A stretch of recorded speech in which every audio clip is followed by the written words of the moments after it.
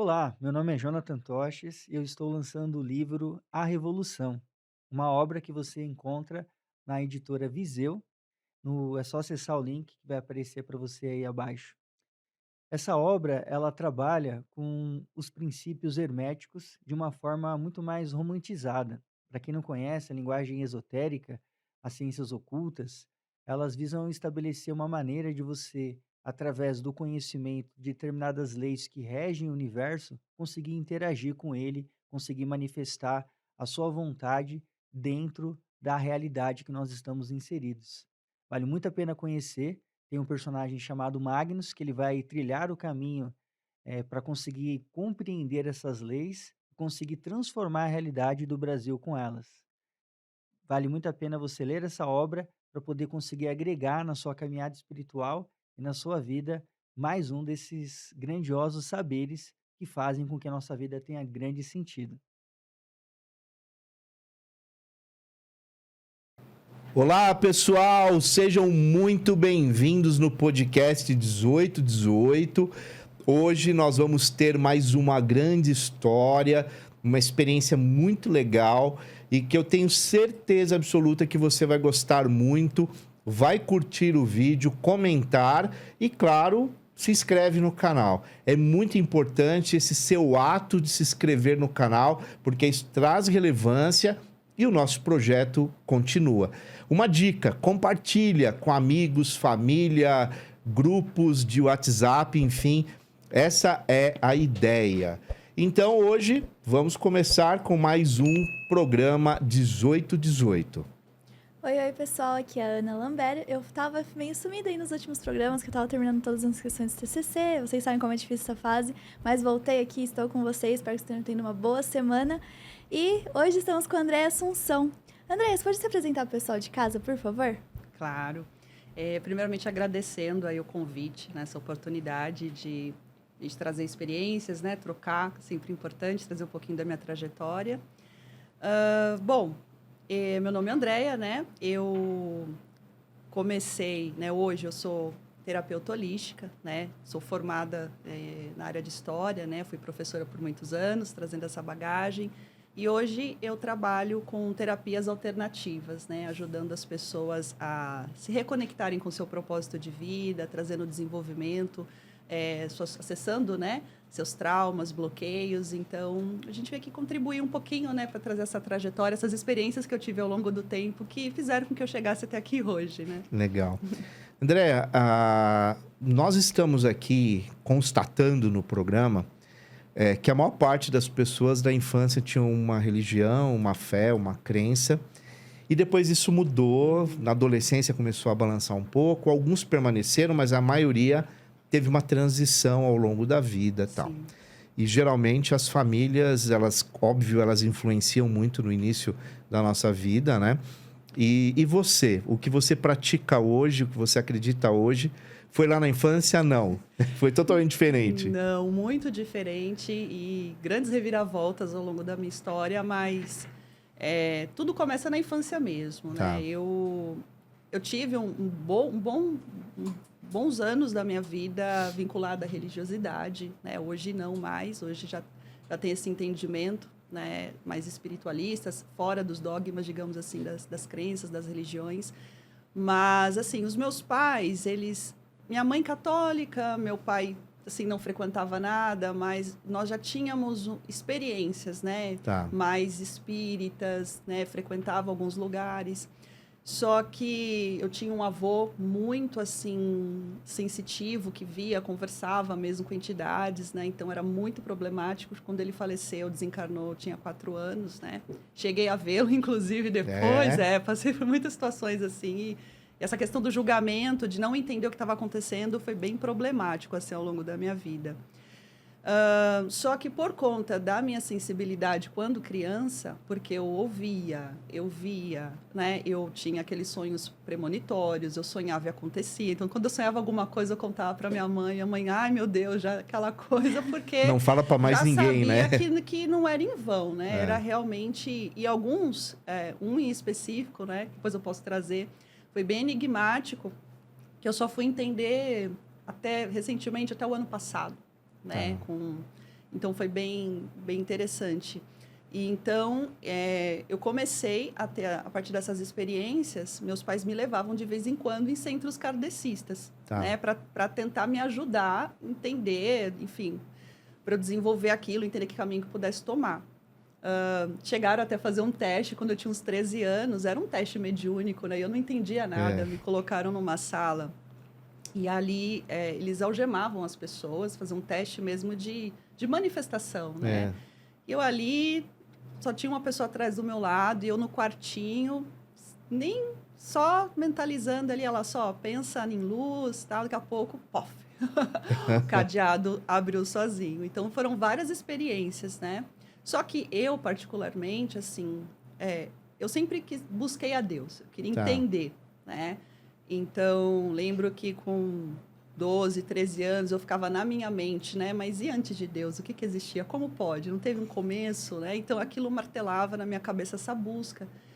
Então, como meus pais não tinham uma religião fixa, eu cheguei até ir na Igreja Universal, adolescente, ia para cá, ia para lá, né? Para tentar entender em muitos momentos. Mas aonde eu acabei permanecendo 20 anos da minha vida e acabei desenvolvendo e trazendo essas habilidades, acabou sendo na Umbanda. Tá. Foi ali que eu aprendi muito e devo muito a essa doutrina, porque ali eu tive tudo que às vezes eu julgava antes como uma coisa ali... Até errada, né? Assim, eu falava, não, imagina, como assim se manifesta dessa forma? Não, isso não, né? Animalismo demais, né? E foi ali que eu realmente entendi. Até se identificou. Sim, ali foi uma das primeiras chaves, né, que viraram.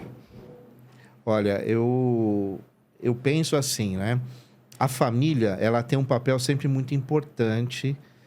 E no caso, pelo que você narra, foi interessante o fato dos seus pais levarem você já para uma tendência mais espírita, espiritualista, porque no passado, você sabe bem, muitas pessoas chegavam até a manicômios por preconceito e porque às vezes a família não aceitava, era uma vergonha na família, né? Claro que você é mais jovem do que essa época, mas ainda tivemos históricos aí isso. Mas seus pais, de alguma maneira, eles te levaram para um lugar que tinha uma escuta, né? De alguma maneira, para poder absorver aquilo que você estava vivendo. Agora, é interessante você também falar, a gente já entrevistou aqui pessoas ligadas à Umbanda, né? E foram programas muito especiais, né? Porque é uma doutrina, é uma filosofia, enfim, uma religião que tem uma profundidade, uma filosofia muito legal, uma história muito legal. E como você disse, ali você quebrou vários paradigmas, né? Foi fundamental para a Andrea de hoje, né? Agora, você fica 20 anos na Umbanda. Qual foi esse momento que de repente você vai buscar um outro caminho? O momento foi assim, eu já trabalhava, né? Já tinha... A Umbanda, ela me ajudou a realmente desenvolver muitas habilidades, né? Mediúnicas, enfim. Me aprofundar, me curar de muitas coisas. A grande virada foi em 2019, quando eu conheci a Ayahuasca. Aí esse foi outra virada de chave, né? Eu lembro que na época minha filha também queria conhecer, eu sempre trocando, às vezes até com professores, amigos meus, né, nós usamos o termo consagrar, né? Nós já consagramos e foi assim, e eu sentia aquele chamado, mas nunca dava certo. Nunca dava certo, ou era longe demais, e acabava esquecendo. E aí, eis que um dia, né, eu conhecia uma pessoa que era do próprio terreiro que eu frequentava, que ele tinha, né, essa casa onde eu estou hoje, desde 2019. E ali acabou acontecendo tudo no mesmo mês, né? Já vai ter a sessão agora, vai. Nossa, foi, assim, um grande marco, porque ali eu fui aos poucos entendendo quem eu sou, de onde eu vim, né? Reforçar, porque eu sentia em mim que eu tinha um propósito maior. Mas esse não estava tão claro para mim, embora eu estivesse trilhando, né? Eu estava no caminho. E como a Ayahuasca, ela vai trabalhar individualmente, ela não tem um vínculo religioso, né? ela trabalha com cada um da maneira que você consegue acessar, da maneira que você consegue compreender. Então, cada pessoa vai ter o seu processo individual.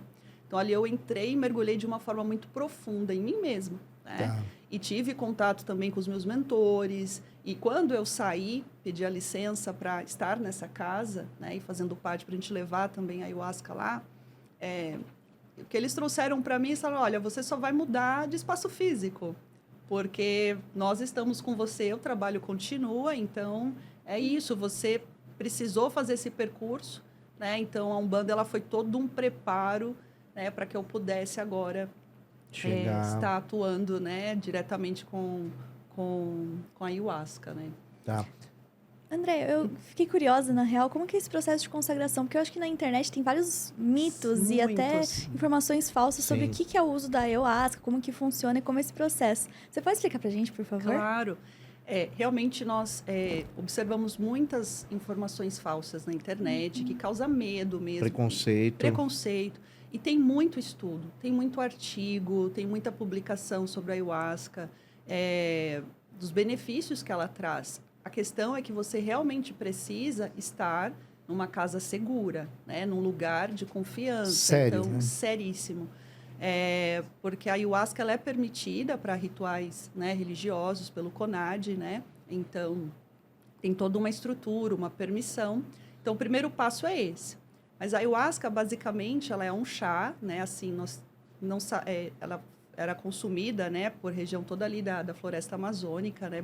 Tem muito tempo, registro de 5, 6 mil anos atrás, assim, é bem antiga. E ela é feita, basicamente, de um cipó, né? Que é o mariri, e a folha da chacrona.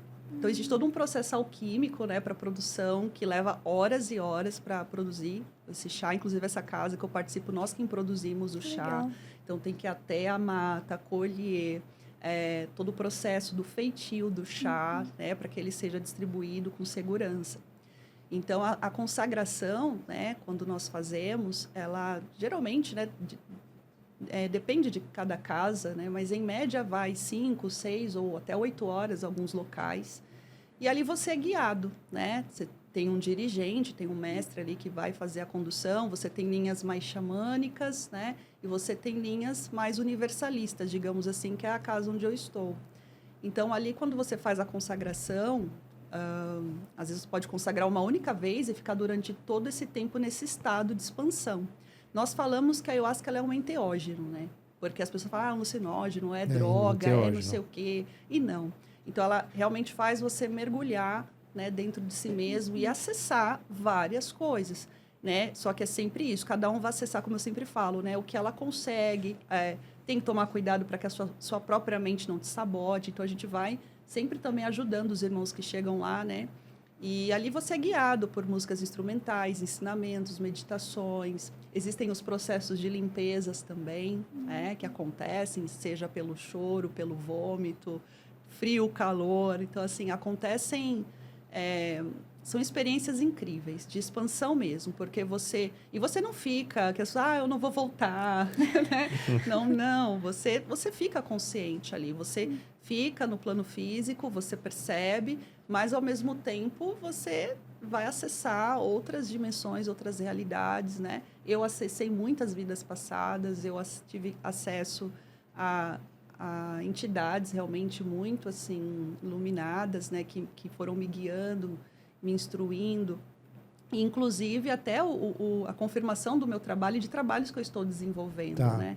E hoje mesmo, meus mentores me orientam muito também para trazer essa questão da espiritualidade e a ciência, né? Porque a gente precisa, porque elas caminham juntas, não está dissociado. Não está apartado. E a né? gente tem, não era, né? Antigamente não era assim. Então, retomar que tudo isso faz parte de uma coisa só e que a gente precisa curar, né, para acessar o humano, né, para acessar o homem, nós somos mais que um corpo físico. Né? Então, você tem que ter esses acessos, essas permissões para ajudar as pessoas, no meu caso, né, em relação ao meu trabalho, a se curarem, né? Mas a ayahuasca, ela é capaz de muitas coisas, né? Eu faço um trabalho à parte, né? Então, eu sou guiada também, de certa forma, pela minha espiritualidade, mas a ayahuasca, ela é capaz de muitas curas. E nós temos muitos feedbacks, depoimentos, né, de pessoas. A gente não pode prometer cura, Claro. né? Jamais. Falar, olha, você vai ser curado disso, que depende do seu merecimento, do quanto você está aberto para se liberar daquilo. Mas nós temos muitas pessoas que, desde bebida, drogas, depressão, né? Então, ela é um caminho muito seguro, né? Desde que você siga, né, esses passos para a cura mesmo. Uma pergunta que, na verdade, é mais uma dúvida. Pessoas que tomam algum remédio já controlado, psicotrópico, alguma coisa assim, tem contraindicação? Tem alguns casos. E aí, isso é outro detalhe importante que toda casa tem que fazer, né? Antes de você consagrar, você precisa preencher uma ficha de anamnese, porque nós temos uma equipe lá que cuida disso, que vai avaliar, né? Mas são poucos os casos que a pessoa não pode consagrar. Por exemplo, tem a medicação fluoxetina, Tá. né? Pessoas que têm esquizofrenia. Então, tem alguns casos, sim, que precisa, né? Então, sempre a casa vai avaliar, né? Olha, o seu caso é possível, mas são poucos os casos, né? Tá. Que não é liberado. Entendi. E há como que você entende? Você acha que é uma abertura de consciência? O chá, ele traz uma miração, Sim. como é uma sensação? Você acha que é um processo químico que acontece no cérebro? Porque você estuda muito sobre o assunto e pratica, né? Sim. Como que você hoje entende esses efeitos? E uma coisa que você falou que me chamou muita atenção é aquela coisa da individuação do processo. Então, a experiência é sua. Ela é você que vai responder diante daquele rito, né? Daquele ritual. Porque não é uma coisa coletiva, né? Necessariamente. Não, embora você tenha as pessoas que estão Que participando estão ali. do evento, mas é totalmente diferente a experiência de cada um. Então, e hoje, por exemplo, eu tenho minha filha que consagra comigo, né? Ela tem 23 anos e ela começou comigo, tá lá junto, então, pessoas bem conhecidas, e é sempre o que a pessoa está precisando no momento. E você realmente, nessa expansão do seu corpo, porque você, como eu falei, conforme ela vai liberando, né? Ela vai trabalhando no seu corpo, e você expandindo realmente essa consciência, e você fica acessando os outros planos ali, né? Então, inicialmente, num primeiro momento, pode ser bem desafiador. Você ver coisas que você não quer ver, né? Tem que passar. Sensações, Sensações, o desconforto. Mas é necessário, porque, assim, a ayahuasca, ela traz a sombra, né? À tona para que a luz venha e se manifeste. Então, você vai ter o entendimento das coisas ali. E as mirações, as sensações... A gente até, para as pessoas não confundirem, né? Que a miração dá, sei lá, de repente uma ideia de miragem, de alguma coisa assim, não. Mas a miração, ela é realmente a visão do terceiro olho, né? Porque você está de olhos fechados e você está ali... E existe a expansão. Muito, você vê, né? Eu já vi meus mentores, né, de olhos fechados, às vezes de estar com os olhos fechados e ver o cenário que estava ali no plano físico, mas de olhos fechados.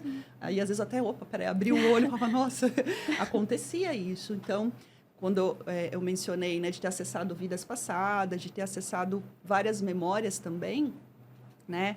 Foi através dessa miração, de olhos fechados e a cena vinha, e ali vinha o entendimento, né? E a comunicação telepática, sensações, né? De calor, de frio, você sentia, às vezes, até as descargas energéticas, né? Que você recebe ali de limpeza. Então, é muito profundo mesmo. A gente nós sempre falamos que a ayahuasca é para quem tem coragem. Tem coragem de se enfrentar, sabe? Tá. Mas E o processo é demorado ou também cada indivíduo tem uma reação? Fica 1 hora, 2 horas, meia hora sobre o efeito? Sim, é relativo, porque assim, tem uma dose, né, mediana, ali, 70, 80 ml, né, não é muito. Mas assim, dentro, por exemplo, do cenário lá da nossa casa, dura mais ou menos 6 horas. Às vezes pode ser que você tome uma dose e você fique aquele tempo todo. Dentro daquele tempo... é tranquilo para a pessoa entrar no processo, ter tudo que ela precisa passar, depois comer, conversar, né, ir embora para casa, tranquilamente. Eu tinha esse receio a minha primeira vez. Falei, como é que eu vou voltar dirigindo? Meu Deus, deu tudo certo. Mas pode acontecer, às vezes, da pessoa tomar uma dose, ela ainda não sentiu o efeito. Tá. Aí tem a segunda chamada, ela vai lá, toma mais um pouco. E aí vem na segunda dose, né? Então, é bem relativo. E tem trabalhos que às vezes eu preciso fazer três consagrações, por exemplo, né? Tá. Aí depende mesmo de cada dia. Tá. E menor, pode tomar, pode consagrar, Se estiver com um responsável, com autorização, sim. aí pode. É uma dose bem menor, né? Tá. Meu filho tem 14 anos, né? Eu E tenho ele 2 já- filhos já. Tá. E, assim, fez muito bem para ele, assim, É. muito bem. Melhorou muito, a criança muito agitada, né? Hoje é um adolescente, né? Então, Sim. assim, melhora muito e melhora... Minha filha também mudou completamente. E até no meu caso, assim, essa consciência, essa sensibilidade fica mais apurada. A gente ter mais sonhos lúcidos, de começar a fazer projeção astral cada vez mais. Fica mais sensível. Nossa, muito. Então, não tem preço, né? Porque quanto mais essa clareza ela vem até nós, aí a gente consegue ser mais assertivo, saber qual é o nosso caminho, né? Isso Tá. é importante. Agora, alguns países não aceitam, né, a prática, né, por razões as mais variadas e alguns até por acreditar que é uma droga, Sim. né? A gente já teve vários casos aí de ver na mídia de o brasileiro ou não ser preso no aeroporto, né? E isso é um problema. A gente pode dizer, eu acho até que teu lado historiadora pode ajudar, que é um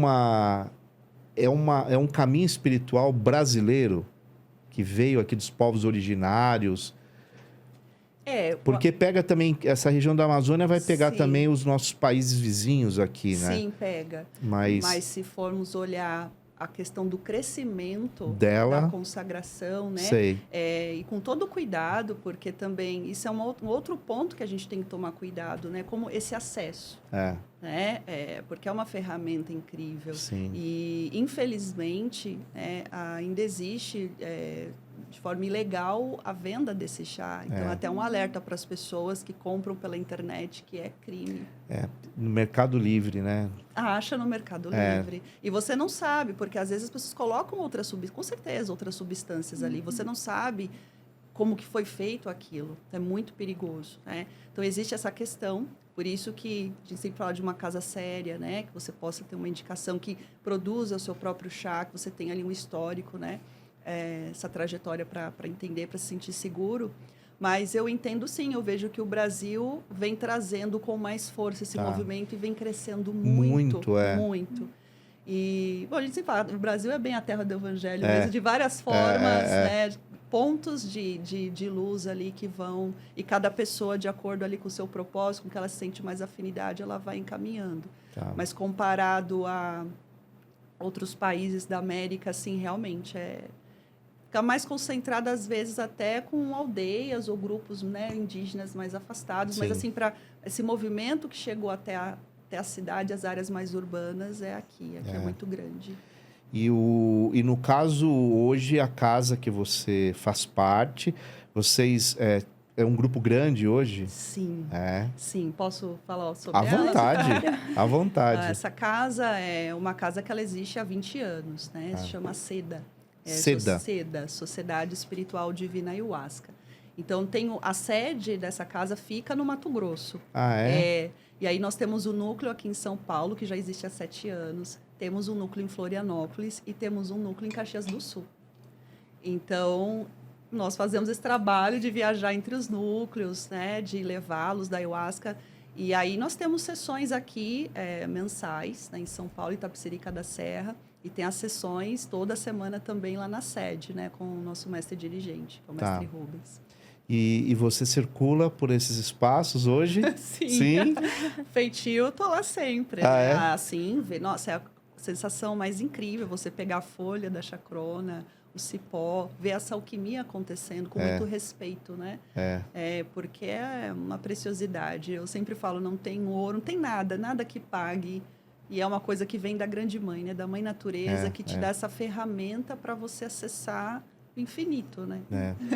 É um processo fitoterápico ali, né? Sim. Porque você extrai da própria natureza substâncias que têm N propriedades, né? Sim. E o processo de cura, ele caminha junto com a medicina tradicional, dependendo do caso, quando é uma doença física também, Ver se eu entendi. Se a pessoa está com alguma com alguma questão... doença Uhum. física ali Sim, constatada sim. pela medicina tradicional, ela também também faz uso do chá para poder buscar a cura Sim, também. exatamente. É. Nós nunca orientamos a pessoa O a deixar de parar, fazer isso. qualquer tratamento que ela esteja fazendo, né, na medicina tradicional, É. jamais. Mas com certeza complementa, ajuda muito, Isso. muito, em É. todos os âmbitos. Eu até vi, André, eu acho até bom um alerta aqui para quem está nos assistindo ou nos ouvindo, né? Dependendo do veículo aí.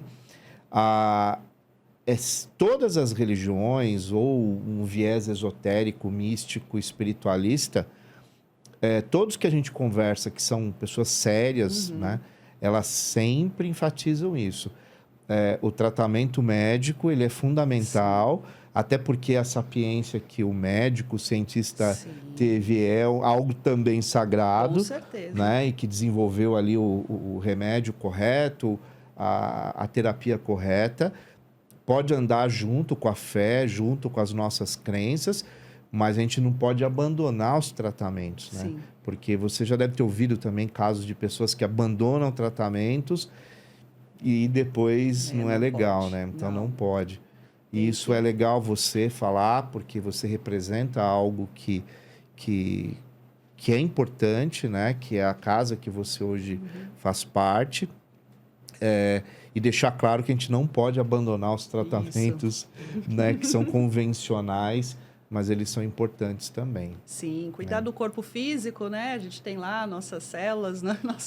Tem que tratar, mas pode tratar em conjunto, né? Desde Tá. seguindo esse percurso, né? Que eu falei, de entender cada caso, Claro. mas importante realmente não abandonar. Eu acho que o espaço, ele é sempre muito importante ser um espaço onde você se sente seguro, né?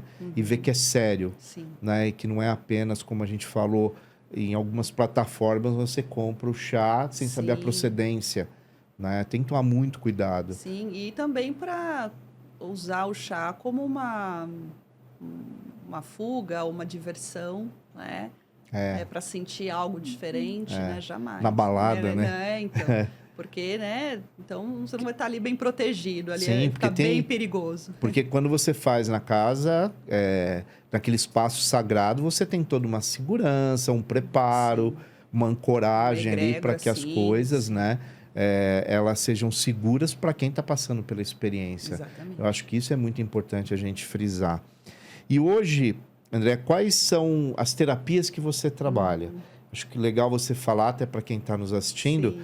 Porque, inclusive, ela se coloca à disposição depois, né? Porque todas as terapias, ela faz atendimentos, né?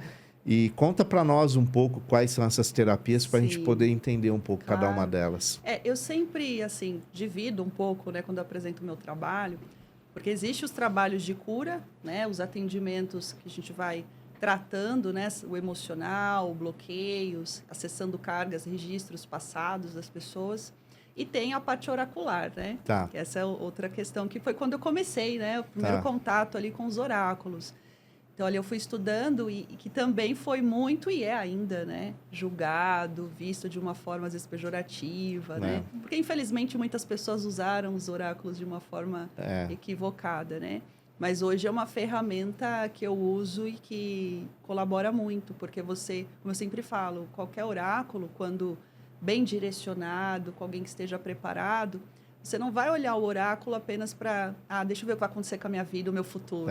Não é isso. Amor, né? Não, é você realmente ver o que está acontecendo no campo daquela pessoa, é você acessar o campo, os registros, o momento que ela está vivendo e evitar que ela cometa erros, direcionar para o caminho dela, como você fala, o propósito, né? O que você deveria estar fazendo agora? Qual é o teu caminho? Qual a melhor escolha, né? Para a pessoa se compreender, enfim, entender de fato as relações que ela está vivendo. Então, existe essa parte, aí dentro dessa parte, desde com as cartas, né?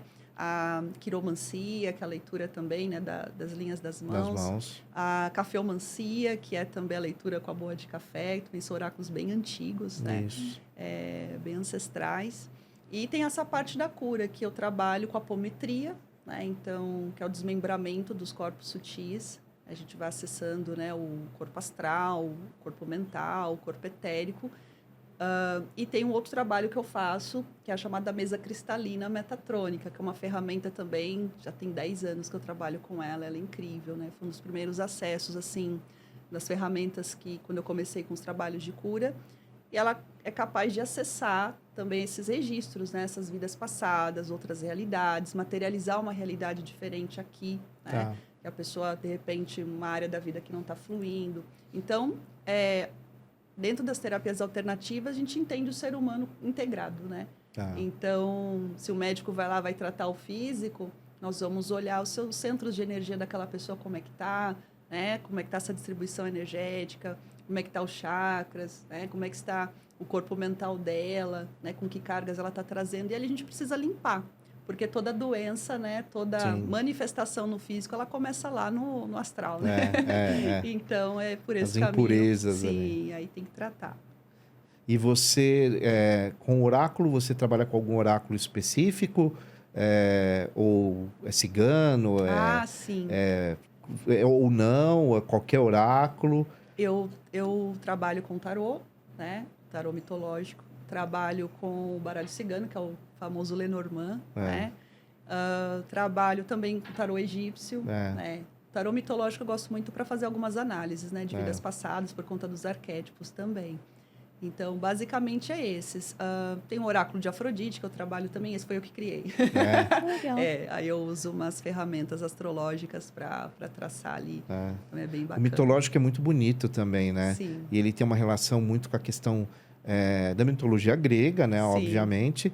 Mas é um oráculo muito bonito, né? As lâminas são muito Sim. bonitas, né? Sim. E aí você trabalha o oráculo como uma ferramenta não só de adivinhação, Não, né? jamais. Como as pessoas também pejorativamente às vezes pensam, né? Mas ele também é uma forma, um instrumento de cura, né? De clareza, né? De autoconhecimento. Sim. Porque todas essas terapias, de certa forma, eu acho que um dos focos centrais é o autoconhecimento, né? Exatamente. E foi difícil para mim, porque eu comecei a ler as cartas com 20 anos. E eu sempre achava muito interessante, né? Eu nunca tinha passado por uma consulta. E a primeira vez, com 20 anos, não teve um ponto que a senhora que leu para mim, não aconteceu tudo. E eu falei, não, eu preciso entender. Aí aquela investigadora, né? Eu falei, não, isso tem um porquê. Se ela conseguiu acessar ela e aconteceu, tem um porquê, eu quero entender. E ali eu comprei meu baralho, comecei a estudar sozinha mesmo. Você começou pelo cigano. Pelo cigano, foi ali. Eu falei, não é possível, como é que funciona isso? Eu queria entender essa mecânica, né? Então, fui trilhando e jamais imaginaria que eu deixaria de dar aula, né? Tinha uma carreira, né? Sim, né? Tinha feito mestrado, tudo. E hoje está atuando aí 100% com todos esses trabalhos, né? Porque realmente as crenças que até eu mesma tinha, né? Falar, como é que isso vai ajudar e como vão julgar o meu trabalho, como que vão olhar. Mas é a maneira como você... A humanidade sempre usou dos oráculos, né? Sim. Sempre, ao longo da história. Então, é uma forma de você acessar, como eu disse, o campo da pessoa, acessar esse divino. E nós somos instruídos também. Então, por isso que eu falo que quando eu dou aula também me ensino, né, a ler o oráculo, quando você está bem intencionado, quando você é um veículo para realmente trazer autoconhecimento, porque não é para falar, o que eu faço para conseguir tal coisa, não é bem assim, né? Olha, vamos por aqui, né, expandir um pouco mais. Você vai ser bem guiado, não está sozinho na hora da leitura, né? Então, a espiritualidade, tudo que ela vê que é positivo, que está sendo um canal realmente ali ativo, verdadeiro, né? Verdadeiro, né? Dentro da verdade, eles vão usar. Então, e aí eu tinha esse receio mesmo, tive que passar por cima, porque veio de cima, né? E por aí tem que ir, então tudo bem. E foi. E hoje vivo muito melhor, né? e trazendo a bagagem de professora, trazendo a bagagem de tudo ali, né, que eu construí ao longo da carreira, né? É inevitável. André, eu queria trazer uma discussão aqui, mais pra saber a sua opinião, porque eu também não tenho uma opinião formada sobre isso ainda, mas é porque a gente tá vendo uma onda muito grande em TikTok, essas redes sociais, desse lado mais místico, assim, até de aberturas oraculares que acontecem em lives e tal. E ao mesmo tempo que traz, eu acho, na minha opinião, é algo positivo que mostra para as pessoas essa possibilidade, mostra esses caminhos, mas também acabou tendo uma banalização por parte de alguns perfis.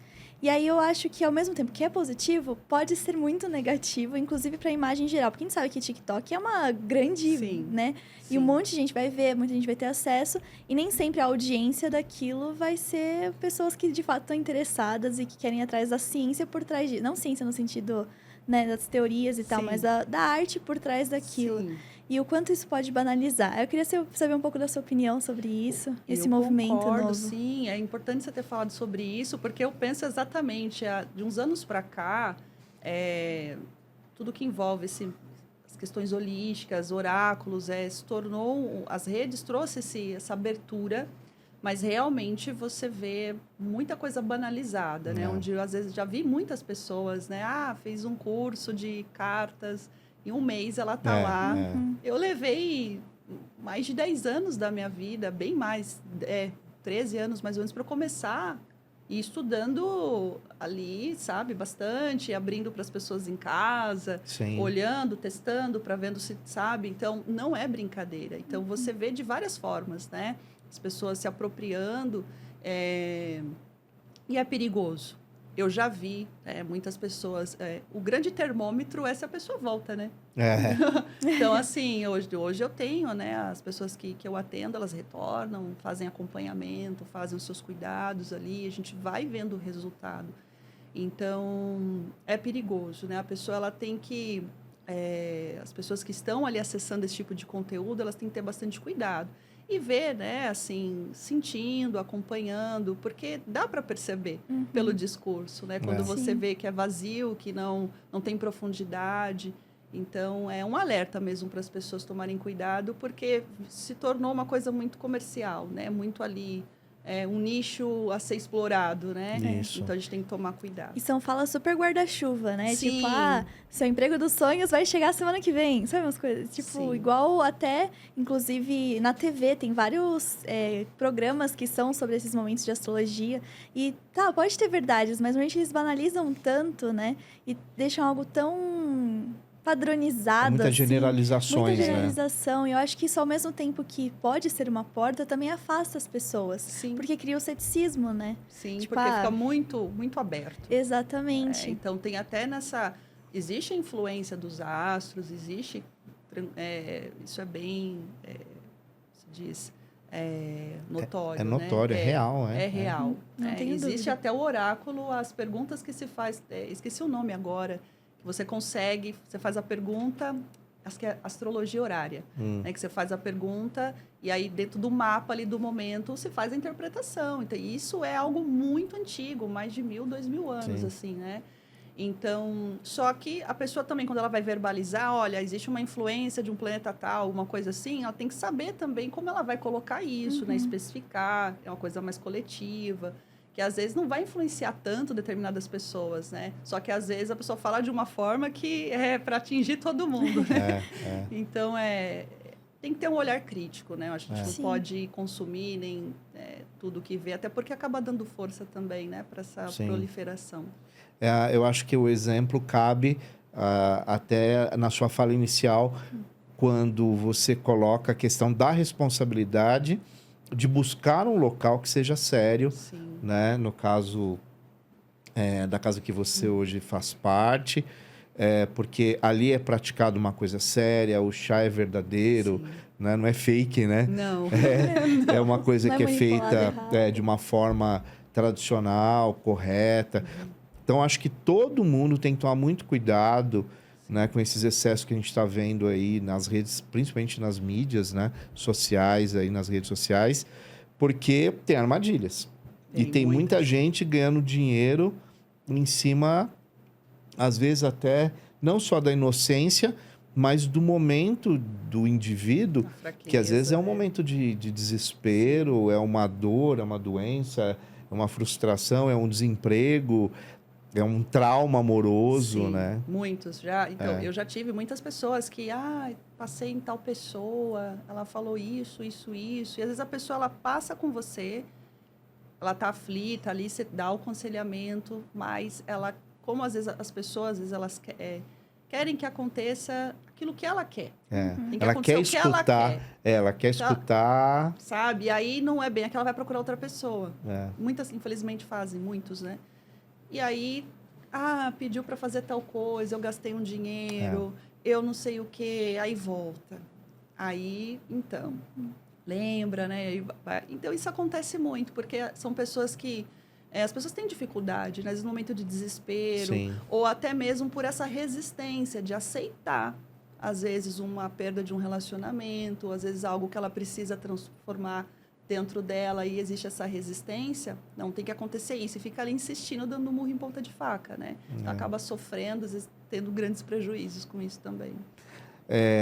Hoje você trabalha então com oráculo e na linha de cura você falou da mesa. Isso. Explica para nós um pouco, porque eu já tive questionamento, né? Não questionamento negativo, positivo, do que seria a mesa e como que é essa prática, porque é mais voltado para cura. É. Explica um pouco para nós, então, né, o que seria Essa mesa, Isso. né? Esse trabalho, ele foi canalizado, né? Então, assim, essa ferramenta, eu acessei ela há uns 10 anos atrás, pela Liliane Matoso, né? Apareceu ali, tendo contato com o que ela fazia. Então, por ser canalizado, ela chama metatrônica, porque ela são mais de 30 egrégoras que trabalham nessa corrente, vamos dizer assim, mas ela está sobre a egrégora do Metatron, né? Que está ali, onde a gente vai fazendo os acessos, né? O arcanjo Metatron, a gente vai fazendo os acessos desses templos. Então, ela é uma mesa física, vamos dizer assim, tem as simbologias, né? Desses sigilos, né? Desses templos. Então, ali nós vamos acessando através de comandos. Então, com o nome da pessoa, nós acessamos o eu superior dela. Então, o seu verdadeiro eu, sua verdadeira centelha, consciência divina. Então, é o eu superior da pessoa quem vai me mostrar o que eu preciso acessar, que templos que eu tenho que acessar, digamos assim. Então, lógico que a gente direciona, eu vou tentar entender, né, vou buscar entender o que ela está precisando, se é uma questão espiritual, né, se é um trauma de infância, se é uma questão de insegurança que ela está vivendo, ou de escassez. Então, ali, nesses comandos que nós vamos dando, você consegue acessar desde o corpo físico, mas todos os corpos sutis, você consegue fazer trabalho de desobsessão, de quebra de energias, desvincular a pessoa das cargas ancestrais negativas que ela traz, né, ao longo das existências, remover hologramas, que a gente fala, né, falsas realidades, quando a pessoa ela não está se conectando com a verdade, né, com a centelha dela. Então, tudo que tem a ver com o coletivo, que são estruturas de ilusão, a gente vai desvencilhando. Então, é um trabalho muito profundo, que costuma dar um pouquinho de catarse depois também. Né? Então, tem muitas mesas por aí, né? Tem mesa radiônica, tem mesa, né? Tem vários modelos.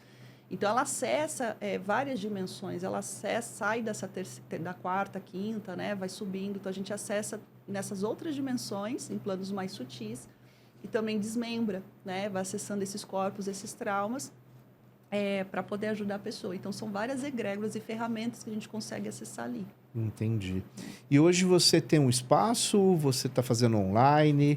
Já trabalhei física, mas depois da pandemia, agora eu estou só online, por enquanto. Porque a pandemia, na verdade, ela derrubou todo mundo de alguma maneira, né? E porque o espaço físico, ele é importante, mas o virtual hoje também ganhou uma importância que antes da pandemia a gente não reconhecia tanto, né? E pela necessidade a gente acabou... Hoje você tem a área da psicologia, está usando muito online, reuniões e tudo, né? Que a gente sabe. Agora, aí é uma curiosidade também. Você acha que perde qualidade no atendimento quando é online? Não. No seu caso, Não. com o seu tipo de trabalho? No meu tipo de trabalho, não. Tem outras ferramentas que eu faço, mas que também não estou conseguindo fazer porque precisam ser ainda num espaço, né? Tá. Em termos da eficácia do trabalho, não. Só que tem pessoas que às vezes preferem um contato físico, Sim. tem, né, tá te olhando, tá te Isso. vendo, né? Então, nesse aspecto, algumas pessoas sentem, né, essa falta. E eu acho importante, eu entendo. Mas em termos da eficácia do trabalho, não, porque seja no oráculo, você tendo o nome da pessoa, você já Tá, acessa. Então, ela entendi. vai ver numa chamada de vídeo, a gente faça ali, ela se acessa todo o campo, você conversa com ela. E os outros trabalhos também, porque Tá. eu atendo pessoas de outros estados, até de outros países. Isso facilita muito, né? E aí você acessa tranquilamente ali, Tá. faz o trabalho, dá o retorno, faz o acompanhamento, né? E tem também o fato de repente, ter uma pessoa que fala, olha, eu gostaria que você viesse na minha casa para fazer aqui a abertura oracular, um atendimento. Você faz esse trabalho também? Olha, ultimamente não, pela demanda, né? É. Não estou conseguindo mais. Tá. Mas dependendo, né? Fico à disposição, a gente pode... Que legal. Então, existe uma demanda hoje. Existe. Para as pessoas que são sérias, existe uma demanda. Existe. E o tempo, né, vai mostrando isso. Eu falei, o resultado você vê quando a pessoa volta, indica. Sim. É muita indicação. Olha, Eu acho que a indicação é ainda em algumas áreas como Melhor essa. marketing. Porque a pessoa, ela gosta, esse gostar tem a ver com confiar, né? Sim. E aí ela vai indicar e falar, ó, me fez bem. E hoje a gente está numa sociedade, infelizmente, doente, que precisa de ajuda. E as pessoas estão buscando, né, André? As pessoas Sim. estão buscando. E quando eu acho que encontram ou canalizam um lugar que é legal, as pessoas vão valorizar, né? Elas vão Sim. entender, elas vão reconhecer isso, né? Agora, tem um assunto que eu quero falar com você, que eu gosto muito, confesso que eu gosto muito, que é a área da ufologia, que eu sei que você também tem um envolvimento aí com essa Sim. questão. E eu leio sobre esse assunto já há muito tempo, desde a década de 80, com aquela revista UFO, A revista UFO. né, que eu acho que todo mundo que gosta de estudar um pouco sobre isso já teve contato com essa revista, né? E hoje facilitou absurdamente, né? Porque na década de 80 e 90, o máximo que a gente conseguia era um VHS ali com um documentário ruim, que você mal conseguia ver. Hoje, com a internet, com os documentários e alguns órgãos oficiais, Sim. né? Vem abrindo um pouco aí, ainda muito timidamente, né? A própria NASA vem Sim. abrindo. Mas conta para nós qual é a tua visão e se você puder narrar, né? Claro. Sim. Se você já teve alguma experiência pessoal mesmo, se você puder contar Claro. para nós, acho que seria legal. Conto sim. É um tema bem intrigante, né? A gente sabe que bem Curioso, né? Claro. curioso e a gente acaba também, existe essa questão do julgamento, do preconceito, Sim. mas assim, quem tá na chuva é para se Ah, Eu penso assim, né? Hoje eu não tenho mais essa... A gente sabe que as pessoas vão julgar, mas da mesma forma como muitos relatos me ajudaram no passado para eu entender o que estava acontecendo comigo, sim, hoje, eu falando aqui da minha experiência, então não foi nada que... E começou muito cedo, então não foi algo que... eu vivenciei, passei, quando criança vi, e depois, né, alguma coisa mental só. Não, foram experiências. Então, o que eu trago aqui vai ajudar outras pessoas que, de Não repente, tenho podem, dúvida. né, ter passado não por tenho uma dúvida. situação. O meu processo, ele começa na infância, né? Porque quando eu tinha esses sonhos, eu sonhava muito com o espaço. Tá. Era só o espaço, e via as estrelas e os planetas, e era sempre aquela cena. E eu não entendia, né? Porque era repetido. Naves, e assim, criança mesmo, 6, 8 anos, 10 anos. E eu lembro muito contar para minha mãe, sonhei com umas naves. Só que eu não tinha essa repertório e nem de televisão Claro. de ver essas coisas, né? E hoje eu entendi que... hoje eu entendo, né? Conforme até essas consciências foram me passando, que aquilo era uma forma de já... Contato e para eu não esquecer e para eu ter essa... Olha, era verídico, né? Você foi acompanhado durante todo esse tempo. Mas o que começou a acontecer quando eu estava mais ou menos nessa faixa dos meus 20 e poucos anos, além de eu sonhar com as naves que eu via sempre, eu comecei a ver os seres. E aí foi o momento eu falei, eu estou enlouquecendo. Eu falei, não, porque eu não me aprofundava, eu não buscava ainda, sabe? Eu sentia, eu sabia que existia, isso para mim sempre foi uma verdade, convicção. Por isso que eu ficava tentando entender Deus, ficava tentando entender as coisas, mas para mim era muito claro a existência de outras inteligências fora, né? Uma coisa muito clara para mim. E aí, conforme eu fui vendo nessas projeções, em sonhos, era sempre o mesmo cenário. Eu estava num lugar e aí era uma sonda que descia, né? Pairava assim. Aí na hora que eu via, eu tentava fugir, eu ficava com o meu corpo em paralisia e daqui a pouco eu ia para outro lugar, do nada assim. Eu sentia dores, eu sentia queimações aqui assim, em certas regiões nas mãos. E aí eu tive um contato com um ser que ali eu fiquei com medo. Ali não foi uma experiência muito legal, mas foi importante para eu entender depois e aí sim fazer o acerto. Isso me fez procurar ajuda, porque quando eu tive contato com esse ser, que eu vi o rosto, o formato e o contato todo telepático, e eu falei, não foi um sonho. Né? Dias se passaram e aquilo na minha cabeça não foi um sonho, foi muito real, as sensações, a comunicação telepática, né? E aí eu falei, não. Aí como fui pesquisar no Google, dei um Google ali, os seres assim, assim, assado. Quando eu olho, eu falei, não. E ali eu falei, não. E eu vi histórias de pessoas que tinham passado pelo mesmo processo que eu passei. Aí eu falei, eu preciso de ajuda. E aí, a quem eu ia recorrer? Né? Se eu não tinha ninguém próximo, nada que... nessa época, era 2013, mais ou menos. Eu falei, o que eu vou fazer? Né? E ali eu conheci o trabalho da Cássia Faria. Eu cheguei a fazer hipnose com ela, hoje ela é bem conhecida, né? Para eu poder entender o processo que aconteceu comigo, entre outros processos, porque eu vivenciei um caso bem, assim, que é complicado falar, mas aconteceu, né? Que eu fui entender depois, foi um processo de abdução, né? E houve, né, no caso, um acesso, né, à retirada de óvulos, né? Enfim, então foi bem complicado ali.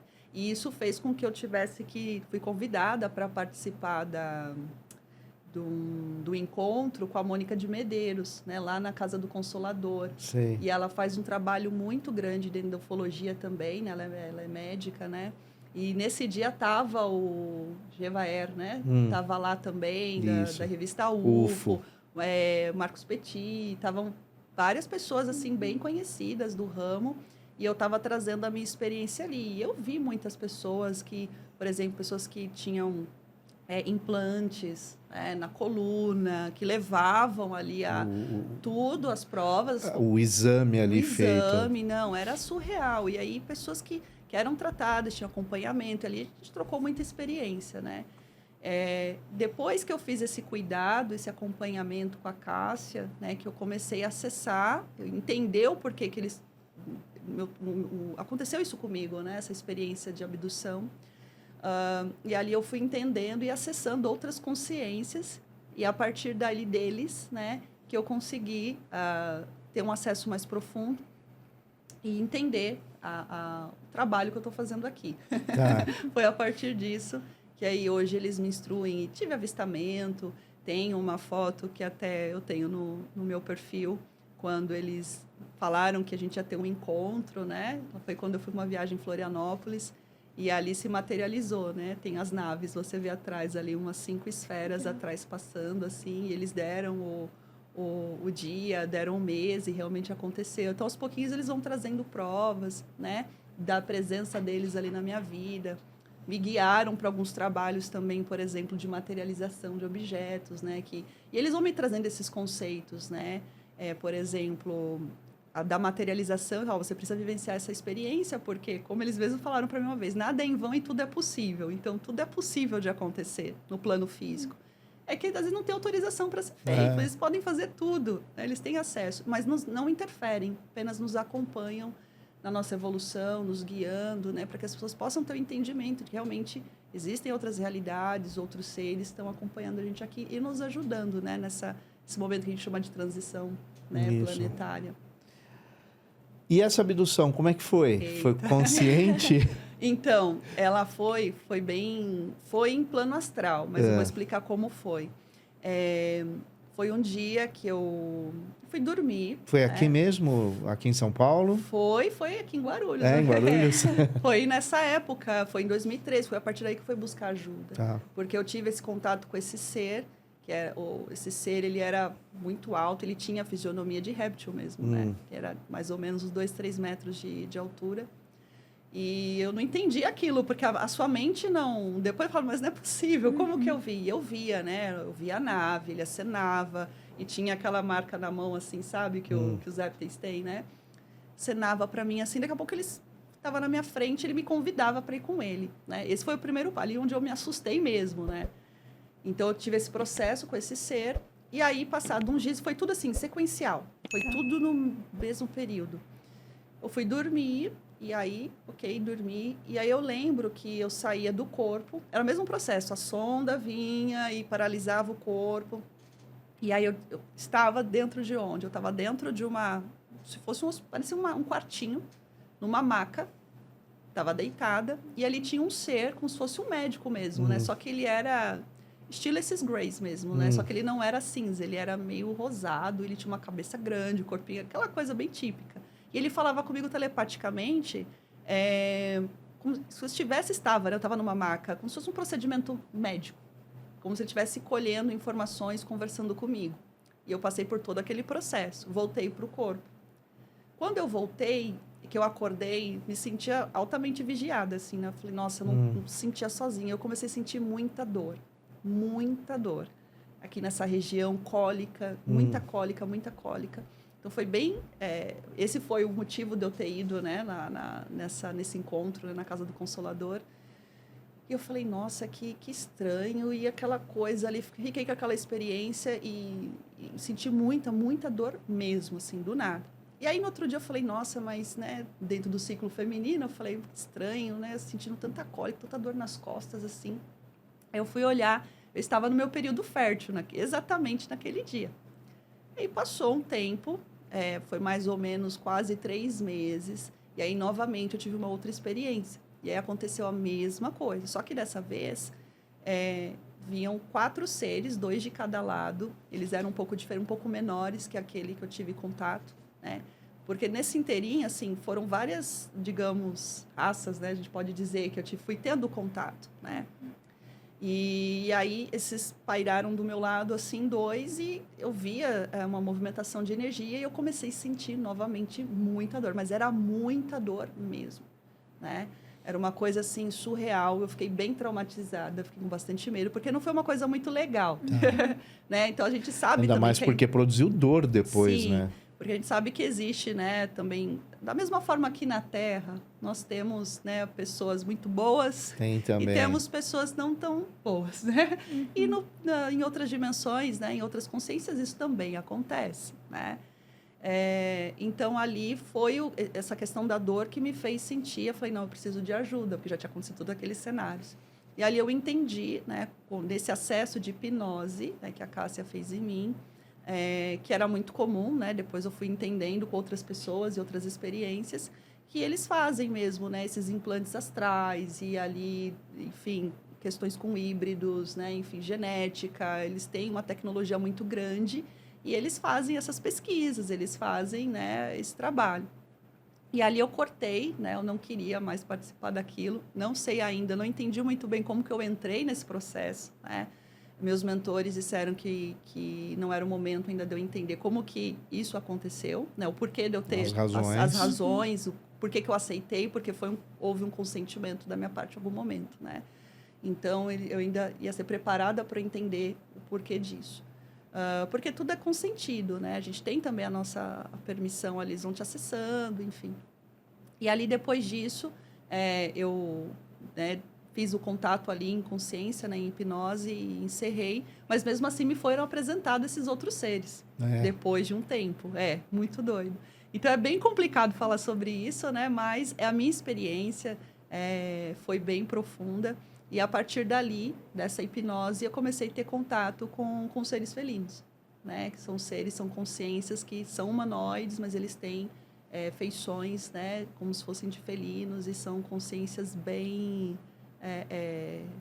assim, bem divinas, né? Bem de grande luz e esses contatos, eles me ajudam bastante, né? Trazendo instruções, trazendo direcionamento. Tá. Inclusive para o seu trabalho hoje, Sim. né? Que é 100% voltado para as terapias, Exato. né?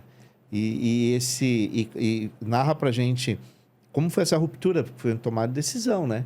Você tinha uma Sim. profissão ali, né? Um caminho, já uma experiência, Uhum. e de repente você decidiu trilhar outro caminho. É. Teve um chamado, foram vários. Como que Sim, você sentiu isso? foi acontecendo aos poucos, né? Eu sempre me preocupei com essa questão de ser útil, né? Então, quando eu entrei para dar aula, para lecionar, eu queria trazer essa utilidade. Falei, não, estou fazendo algo de bom, contribuindo ali, né? E sempre as minhas aulas eram nesse processo de trabalhar muito humano, né? Não era só dar aula, né? Não, era trazer consciência. E hoje muitos alunos voltam e falam, nossa, aquelas palavras, né? Então, é isso que fazia a diferença para mim. Então, eu estava ali somando. Só que comecei a me distanciar, já estava cansada, né? Não conseguia trabalhar como eu gostaria, né? Dentro dessa função. Então, isso começou a ficar preocupante para mim. Só que com a ayahuasca, né? Eu tinha sido avisada dentro da minha espiritualidade, né? Que, olha, você vai trabalhar só com seus atendimentos. E eu falava assim, não, isso vai demorar, né? Não me via. Só que tudo aquele tempo aconteceu, divórcio, né? Me separei. E ali também essa transição de carreira, eu já fazia os atendimentos à parte, né? Com os atendimentos e as aulas. E aí chegou o momento que, 2021, que após um trabalho, ele falou assim, olha, pode exonerar. Eu não esqueço até hoje, eu falei, não. Eu falei, como assim? Pode fazer, confia. Eu falei, não, mas... Aí eu lembro que eles falaram assim, falei, você é um barco sem rumo? Eu falei, eu não. Assim, então por que você está com medo? Eu falei, não, mas como é que eu vou fazer, né, para me organizar? Então você é um barco sem rumo. Eu falei, não. Então, pode ir que você está segura, está sendo muito bem guiada. E aí, assim, em fevereiro de 2021, né, eu fiz esse corte. E até então, estou realizando esse trabalho e seguindo essas instruções. Tá. Né? Eu estou desenvolvendo um trabalho com a ajuda deles, né? Que é a gente fazer o acesso do campo magnético, né? Das pessoas, porque você consegue ali fazer a inversão desse campo, né? Porque tudo tem um polo, né? Sim. Então, ali, por isso esses conceitos de ciência, né? Que eles vão me introduzindo para entender como funciona essa mecânica, para que eu possa atuar e explicar para as pessoas como funciona.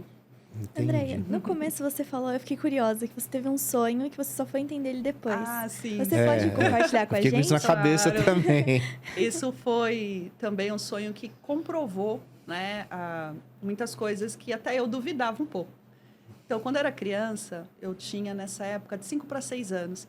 Já é estranho você lembrar de um sonho quando você tinha essa idade, né? Simplesmente um sonho que eu lembro de um rosto, né?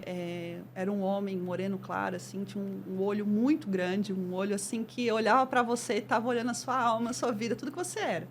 E tinha uma barba, assim, ele olhava para mim profundamente, me gerava até um certo medo ali, com aquele olhar que enxergava tudo em mim.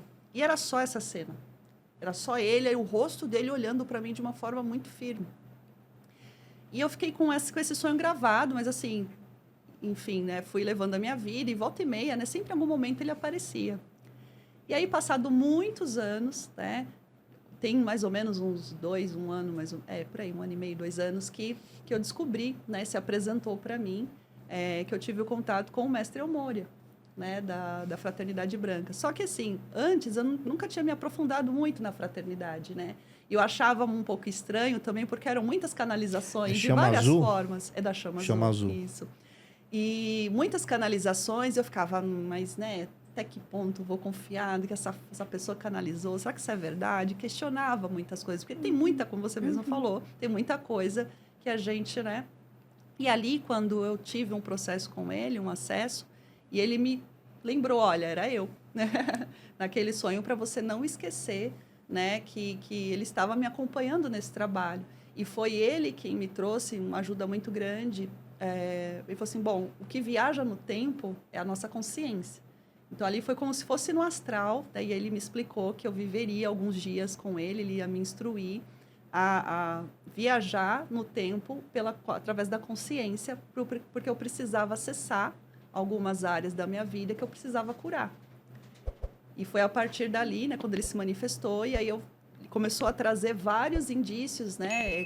Por exemplo, sem eu pesquisar, que ele tinha vivido na época do rei Arthur, né? Tinha sido, né, o próprio Melchior também. Ele foi trazendo essas pistas. E aí, quando eu fui realmente me aprofundar, eu falei, não. Era ali totalmente. Daí, então, ajudou, né, a Blavatsky, né, a fundar a Sociedade Teosófica. Né, isso. Então, ali eu fiquei assim, nossa, é real. Então, assim, não... E ali com ele, né, depois desse encontro, por 2, 3 dias eu fiz viagens astrais conscientes, onde eu acessei minha infância, onde eu acessei minha adolescência, e ali eu fiz, né, acessos, via, sentia, né, me via ali, fiz acessos para poder ter essas curas, para poder seguir com o meu trabalho, né? E ali, aí ele trouxe para mim qual era o ensinamento que eu estava tendo daquilo, né? Que você vai, enquanto você não, obviamente, se curar, né? Você vai vivendo ciclos repetitivos até você conseguir acessar. Então, você precisa estar pronto, porque a partir do momento que você tem a cura, fica a experiência, mas você desvencilha de toda aquela carga negativa que você traz, às vezes, de um trauma, né? Fica ali o registro, mas... E o eu superior, como ele já está, sua centelha divina, né? Ele consegue navegar, né, por toda essa linha do tempo. Que legal. Andréa, Deus e tempo para você. Deus e tempo. Deus e tempo. Vamos lá. Bom, tirando o tempo, digamos, linear, né, eu penso assim, que Deus, ele está além do espaço-tempo, né? Então, Deus, ele está no passado, presente e futuro e está no todo. Deus e tempo, para mim, eles são eternos. O tempo, ele é cíclico, mas ele é infinito também, né? E Deus também. Mas é através do tempo aqui, das nossas experiências, né? Dos nossos ciclos, das nossas trocas, é o tempo que, querendo ou não, eu penso que é uma ferramenta que nos faz, nessa caminhada de evolução, nos reencontrar com Deus, nos aproximar de Deus. Acho que tá dentro dessa lógica cíclica, né, de crescimento e evolução. Legal. André, a gente já está chegando no final do nosso programa. Passou muito rápido, a gente foi conversando. Muito. Então, eu já queria agradecer a sua presença. E agora uma mensagem final para o pessoal que está ouvindo, que está assistindo. O que você tenha para falar? Ai, bom. Eu vou trazer uma frase que eu recebi uma vez, que foi um ensinamento para mim, de repente vale para as pessoas, né? Quando um dos meus mentores trouxe essa frase para mim, que você é o espelho de si mesmo refletido no universo. Então, quando eu indaguei, né, ele falou assim, o que você entende disso, né? Nós refletimos aquilo que somos, né? Nós refletimos aquilo que pensamos, nós refletimos aquilo que nós sentimos.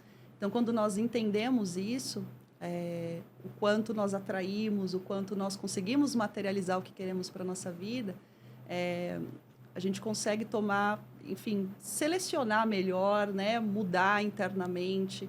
E acho que uma questão importante para as pessoas é que quando a gente entende que nós não somos os nossos pensamentos, nós estamos além disso, né? Nós temos uma centelha. Então, você não é só o que você pensa, você é além disso. Não é a personalidade que você criou aqui, é para além disso. Então, quando a gente toma consciência que eu estou aqui só experienciando, né, a vida, né, manifestando Deus aqui, né? Deus está experienciando por nós também, nessa vivência, eu desapego. Né? Então, eu vou só buscar o caminho da verdade, eu já vou separar, né? Aprender a separar a verdade da ilusão, que esse é um dos grandes ensinamentos aqui desse planeta, né? Que a gente chama de planeta berçário ainda, mas separar a verdade da ilusão. É isso. Legal. André, pode deixar seus contatos, se você quiser passar a casa que você também hoje faz parte, sim. O endereço, site, telefone, sim. Instagram. Sim. Agora é o seu momento. Tá bom. Bom, a minha página é a Cura de Alma, @Cura de Alma, né?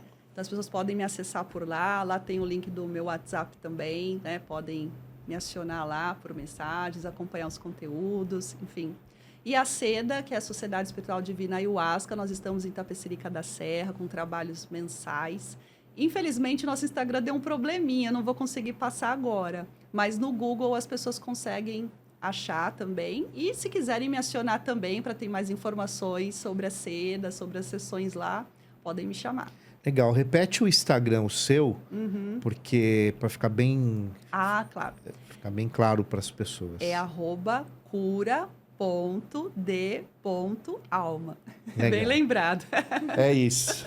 Bom, eu quero finalizar o nosso programa de hoje também. Muito obrigado, André, por ter vindo, por ter aceitado o convite. Foi um grande prazer para nós recebê-la. A tua história, tenho certeza que vai despertar muitos sentimentos, emoções, e muitas pessoas vão tomar sua fala como exemplo. E é uma das propostas do programa. São diálogos que impactam, né? Então, muito obrigado por você ter confiado no nosso trabalho também e ter vindo até aqui. E as portas estão sempre abertas. Que bom. Depois a gente pode fazer um outro programa para falar sobre assuntos específicos, né? Sim. Que eu acho que vale a pena. Isso. Bem, então eu quero, obviamente, agradecer a sua presença, a sua audiência. Pedir para você se inscrever no canal, isso é muito importante. Não deixe de compartilhar aí no grupo de amigos, em todas as redes possíveis, é muito importante para nós. E, mais uma vez, enfatizar que eu visto Explore Clube Brasil, que é uma marca que tem tudo a ver comigo. Entra no site pessoal, você não vai se arrepender. E hoje, eu vou trazer para vocês aqui esse livro, que é meu, segunda edição. Esse outro também, que é eu e o Leandro Zermiani, meu amigo. Inclusive, ele é produtor aqui do programa. Vale a pena conferir. E Observador em Terras Latinas, que foi uma outra expedição que eu fiz, e também em parceria com o Leandro Zermiani, são textos agregados à imagem. E A Revolução, do Jonathan Tostes, que ele está lançando agora esse livro, já tinha e-book, mas agora nós temos aqui o livro físico. Então, vale também conferir esse livro, que está muito legal. Para os meus livros e do Leandro, eu vou deixar um telefone aqui para você, que é o 11, prefixo aqui de São Paulo, 91487-9240. Vai aparecer aí para vocês o telefone. Então, se vocês quiserem adquirir esses livros, é só entrar em contato com o Leandro Zermiani através desse telefone, WhatsApp, que você pode adquirir os livros. Muito obrigado. Fica aqui um grande abraço do amigo Marcelo Lambert. Obrigado, meninas, por mais esse programa. E eu espero vocês no próximo episódio. E desejo profundamente muita luz a vocês. E vamos construir um mundo melhor. Essa é a ideia. Um grande abraço.